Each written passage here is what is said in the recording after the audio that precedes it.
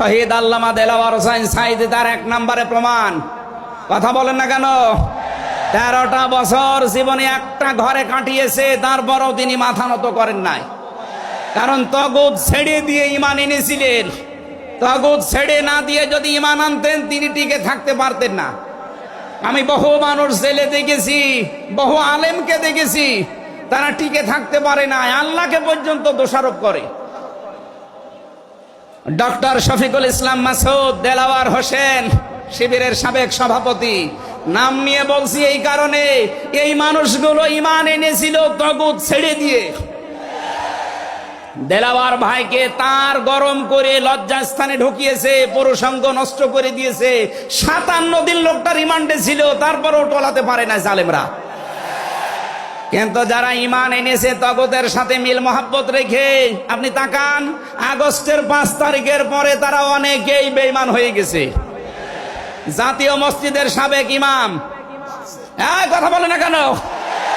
5 তারিখের পরে পালিয়েছে, পৃথিবীর ইতিহাস পাল্টিয়ে দিয়েছে। জাতীয় মসজিদের ইমাম পালিয়ে যায়, এটা একটা লজ্জা না? এমপিরা নাই পালিয়ে গেল, আপনি কেন পালাবেন? কিছুদিন পরে জোর করে এসেছিল ইমামতি আবার করব, জনগণ জুতা দিয়ে পিটিয়েছে।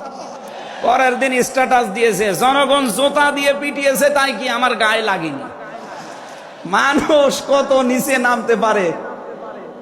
তার বাবা তো একজন ভালো মানুষ ছিল, একজন আলেম ছিল, কি এসেছে আল্লাহ জানে। একটা জালেমাকে সে নাম দিয়েছে কওমি জননী। এই নামটা যেই দিন দেয় সেদিন জেলখানায় ওনার নামে বদদোয়া হয়েছে। মাওলানা মামুনুল হক সহ যত আলেম ছিল আমরা এক জায়গায়, ওনারা বলছিল যে করল কি।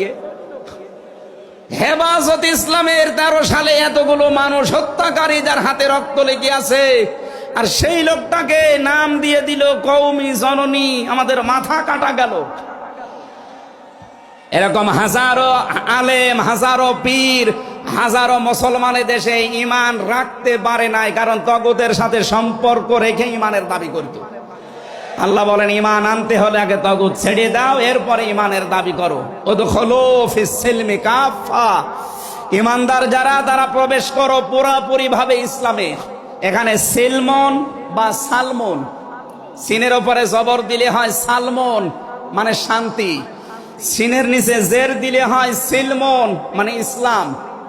আল্লাহ রাব্বুল আলামিন ঈমানদারকে ডাক দিয়ে জানিয়েছে তোমরা প্রবেশ করো। যেহেতু সিলমনটা আছে এজন্য ইসলাম নেওয়া লাগবে। আমি যতগুলো তাফসীর বিশ্ববিদ্যালয়ে থাকাকালীন মিলিয়েছিলাম এই সিলমন দিয়ে।